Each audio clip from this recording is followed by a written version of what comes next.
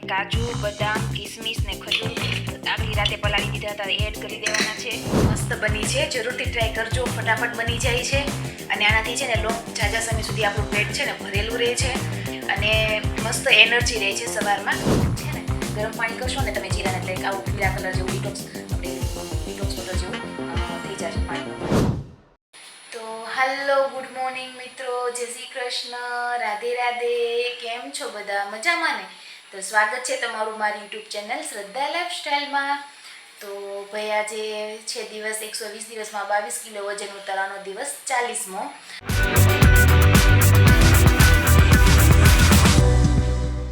અને ચાલો આજે આપણે જોઈએ આપણી આજના દિવસની જર્ની, કે આજનો દિવસનો ડાયટ પ્લાન આપણો કેવો રહે છે તે. તો જો સવારમાં 6 વાગી ગયા છે ને આજે તો સવારમાં 6 વાગ્યામાં વહેલા તમે ચા પણ મૂકી દીધી, કેમ કે ઉમેશ પણ વહેલા જાગી ગયા છે મારી સાથે. તો એક મરીનો દાણો લેવાનો છે જો, અને એક ગ્લાસ જીરાનું પાણી મેં ગરમ કરીને ભરી લીધો છે ગ્લાસ જો. છે ને ગરમ પાણી કરશો ને તમે જીરાને, એટલે આવું પીળા કલર જેવું ડિટોક્સ, આપણે એલું ડિટોક્સ વોટર જેવું થઈ જશે પાણીનો કલર જો મસ્ત. અને આ જીરાનું પાણી બહુ જ ફાયદો કરે છે. ઘણા બધાના મેસેજ પણ એવા છે કે દીદી અમે રેગ્યુલર જીરાનું પાણી લઈ શકીએ, તો આનાથી કોઈ નુકસાન નથી, તમે રેગ્યુલર લઈ શકો છો પાણી. અને ચાલો દાણો ગળી જવાનો છે, ચાવવાનો નથી, અને ઉપર પાણી પી જવાનું છે સિપ સિપ કરતા.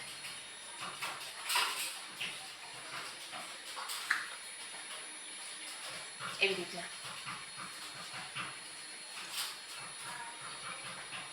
અમને સિપ સિપ કરીને બધું પાણી પી જવાનું છે. અને ચાલો હવે જોઈએ નાસ્તામાં. આજ તો નાસ્તામાં હું બનાવવાની છું ઓટ્સ સ્મૂધી. ચાલો જોઈશું આપણે. તો વાગી ગયા છે અત્યારે 8, અને અત્યારે આપણે નાસ્તાનો ટાઈમ થઈ ગયો છે. તો નાસ્તામાં આપણે લેવાની છે ઓટ્સ સ્મૂધી બનાવીને. આની પહેલાં મેં એક વખત બનાવી હતી ને, જ્યારે હું ડાયટ કરતી તે મેં એમાં એપલનો ઉપયોગ કર્યો હતો, પણ અત્યારે મારી પાસે છે ને સફરજન અવેલેબલ નથી, એટલે હું છે ને મેંગો જે મેં સ્ટોર કરેલો હતો ને, જે થોડોક જ હવે વધ્યો છે, તો હું એ લઈશ. તો ચાલો હું બતાવું કઈ રીતના કરું ને તે. લઈ લેવાનો છે. એની અંદર આપણે છે ને કાજુ બદામ કિસમિસ ને ખજૂર આગલી રાતે પલાળી દીધા હતા, એડ કરી દેવાના છે. બદામ 5 લીધી છે, ખજૂર 6 છે, અને દ્રાક્ષ 7 થી 8 છે, અને ખજૂરની પેચી છે ને એ 3 છે. બરાબર છે. અને જો આ દૂધની અંદર મેં ઓટ્સ અને કોકોનો પાવડર મિક્સ કરીને પલાળી દીધો હતો, એ લઈ લીધો છે. અને કેરી 1 ટેબલ સ્પૂન જેટલી કેરી, અને બરફની 4-5 ક્યુબ નાખી દઈશું. જો હવે આપણે આને ગ્લાસમાં કાઢી લઈશું. જો મસ્ત બની છે, જરૂરથી ટ્રાય કરજો, ફટાફટ બની જાય છે. અને આનાથી છે ને લોંગ ઝાઝા સમય સુધી આપણું પેટ છે ને ભરેલું રહે છે અને મસ્ત એનર્જી રહે છે સવારમાં. તો તમે આને છે ને અઠવાડિયામાં 2 થી 3 વખત બનાવીને લઈ શકો છો. એક દિવસ નહીં ને એક દિવસ તમારે જો લેવી હોય ને, ટાઈમ ન હોય તમારી પાસે કંઈ નાસ્તો બનાવવાનો, તો આ ફટાફટ બની જાય છે. તો આને તમે જરૂરથી ટ્રાય કરજો. તો મિત્રો અત્યારે થઈ ગયો છે 10 વાગ્યાનો ટાઈમ, ને 10 વાગે આપણે લીધું છે ચિયા સીડ્સનું પાણી ડિટોક્સ વાળું. તો ચાલો લઈ લઈએ. હું પીવું છે તારે? હું કહે છો તું? મિત્રો ભૂ પીવું તું એમ? તો મિત્રો અત્યારે વાગી ગયા છે બપોરના 12:30 વાગે. મેં છે ને એમ હતું માધવને જે ભૂખ લાગી હતી વહેલા, તો એને મેં પહેલાં જમાડી લીધું, એટલે 12:30 જેવું થઈ ગયું છે આપણે. અને આજે મેં છે ને આજે લેવાનું છે શાક, રોટલી, છાશ ને સલાડ. પણ આ સવારે મેં વઘારેલી રોટલી બનાવી હતી ને, તો તે વધી છે, તો આજે હું એ જ લઈ લઈશ. અને તમે ક્યારેક આવું બનાવો અને જો વધે તો બપોરે શાક રોટલીની જગ્યાએ લઈ લેવું તો ચાલી જાય, એટલે કે તમારે નાખવું ન પડે, ખોટો બગાડ ન થાય આપણે એટલે. તો ચાલો, જે લોકોને આજે લેવાનું છે એક રોટલી, શાક, સલાડ અને છાશ. સલાડમાં અત્યારે કેવું થાય, ચોમાસા દરમિયાન સલાડ બહુ મોંઘું મળતું હોય છે, તો તમારે જ્યારે સ્કીપ કરવું હોય તો કરી શકો. ને જો બીટ મળે તો તમે બીટ આસાનીથી લઈ શકો છો અત્યારે. અને બાકી તો કાકડી કે એવું એટલું બધું મળતું ન હોય અત્યારે. ટમેટાનો ભાવ પણ બહુ છે અત્યારે, તો થોડુંક સલાડ સાથે બને તો થોડુંક લેવાનું, ન લેવું હોય તો સ્કીપ પણ સાથે કરી શકો. બરાબર, ચોમાસા દરમિયાન, કેમ કે વસ્તુ બહુ મોંઘી મળતી હોય છે એટલા માટે. તો ચાલો મળીશું હવે 4 વાગે.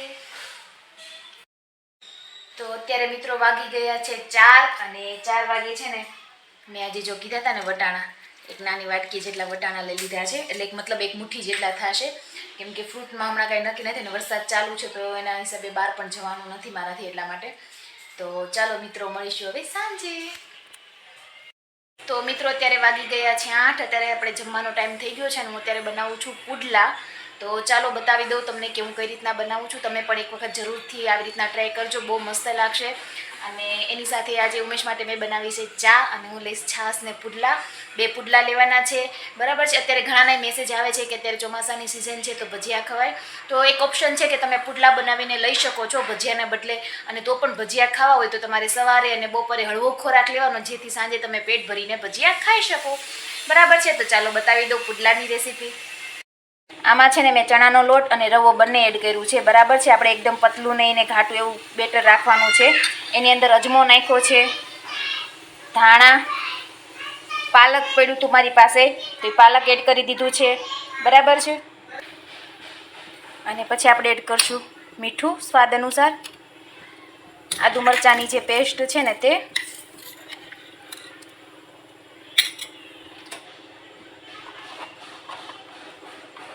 થોડી હળદર અને હિંગ, બરાબર છે. તો ચાલો જો ગરમ કરવા મૂકી દીધી છે મેં તવી, અને ચાલો બતાવું તમને કઈ રીતના. હવે છે ને આપણે તવીમાં છે ને પહેલાં સ્ટાર્ટમાં તે થોડું કાચું 2 ટીપા જેટલું તેલ નાખીને આખું છે ને ગ્રેસ કરી દેવાનું છે બધું. એટલે આપણું છે ને જે પુડલું છે ને તે નીચે ચોટે નહીં. અને પછી આપણું જે બેટર રેડી કર્યું છે ને એ પાથરી દેવાનું છે સરસ.